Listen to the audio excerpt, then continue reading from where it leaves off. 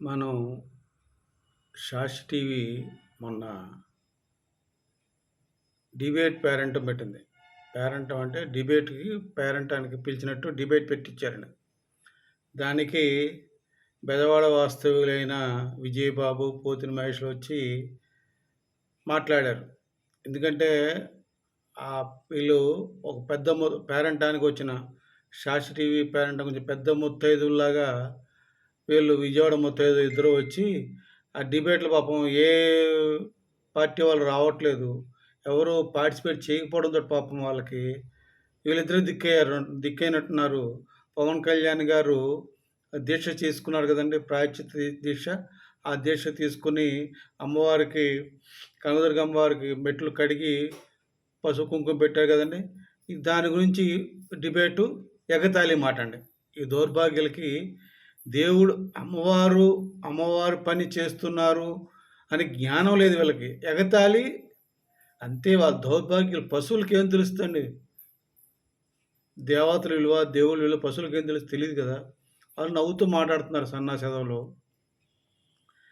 ఏం చెప్తున్నానంటే ఆ పోతిన మహేష్, విజయబాబు ఇద్దరు కూడా పెద్ద ముత్తైదులాగా సాక్షి టీవీకి వచ్చి మాట్లాడుతున్నారు. మా విజయవాడలో మాకు తెలిసినంత వరకు ఆ కనకదుర్గమ్మవారి గుడికి మెట్లకి ముత్తైదువులే చేస్తారు అని మాట్లాడుతున్నారు. ఒరే దౌర్భాగ్యులారా! భవానీమాల ఎప్పుడన్నా తెలుసా మీకు? భవానీమాల అంటే ఏంటో? మరి భవానీమాల ఎవరు వేసుకుంటున్నారా? మ్యాక్సిమం ఎక్కువ మంది పురుషులు వేసుకుంటున్నారు. ఎందుకు వేసుకుంటున్నారా? వాళ్ళు ఎవరు ముత్తైదువులు కాదు కదా! మరి మగవారు ఎందుకు వేసుకుంటున్నారు మాల? వేసుకోవడమే కాదు, దీక్షలో ఉంటున్నారు. 15, 16 రోజులు దీక్షలో ఉంటారు. ప్లస్ ఎక్కడెక్కడి నుంచో శ్రీకాకుళం నుంచి, విజయనగరం నుంచి నడుచుకుంటూ వస్తారు అమ్మవారి దర్శనానికి. ఆ మాలలో ఉండి వచ్చేటప్పుడు గిరి ప్రదక్షిణ చేస్తారు. చుట్టూ గిరి ప్రదక్షిణ చేసి అమ్మవారికి పూర్వం తక్కువ ఉండేది కనుక మెట్ల మీద ఎక్కుతూ పసుపు రాసి కుంకుమ రాసి దర్శనం చేసుకునేవాళ్ళు. ఇప్పుడు భవానీలు లక్షల్లో వచ్చేస్తున్నారు కనుక ఇప్పుడు అది సాధ్యం కాదు కనుక ఇప్పుడు అది జరగట్లేదు. కానీ ఎప్పటి నుంచో పాత ఆచారమే. నాది విజయవాడేరా దౌర్భాగ్యం వల్లరా! మీరు కూర్చొని సాక్షిలో పిచ్చి పిచ్చిగా మాట్లాడుతున్నారు. విజయవాడ అయితే మీకు బాగా తెలిసిపోద్ది అమ్మవారి గురించి. మరి అమ్మవారి వెండి రథాలు, వెండి సింహం బొమ్మలు ఎక్కడికి పోయినాయి చెప్పండి? ఏ అదో దోచుకున్నాడు? ఏ అడ్డగాడి దోచుకున్నాడు చెప్పండి? అది చెప్పరు. అటువంటి మంచి పనులు చేయరు మీరు. కాకపోతే కేవలం పవన్ కళ్యాణ్ గారంటే ఈర్ష ద్వేషాలతో కొట్టుకు సస్తున్నారు. ఆ జగన్మోహన్ రెడ్డి రాసే స్క్రిప్ట్ చూసి చదువుతూ దాని గురించి డిస్కస్, అదొక డిబేటు. ఈ సాక్షి టీవీ వాడికి పాపం ఎవ్వరు రావట్లేదు. ఏ పార్టీ వాళ్ళు రావట్లేదు.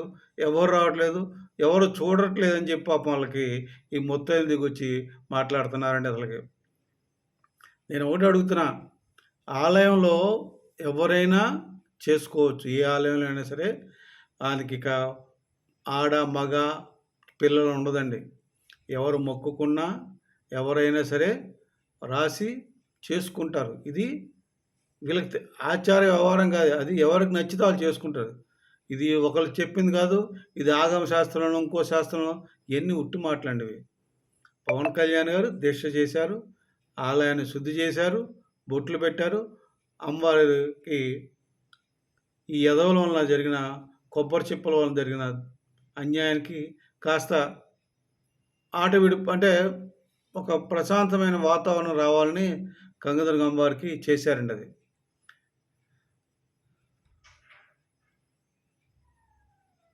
చాలామంది భవానీలు పెద్ద పెద్ద బొట్లు పెట్టుకుంటారండి. ఇది భవానీ వాళ్ళు ఎవరికి తగ్గట్టు వాళ్ళు పెట్టుకుంటారు. కొంతమంది గాజులు వేసుకుంటారు. ఎవరిష్టం వాళ్ళది.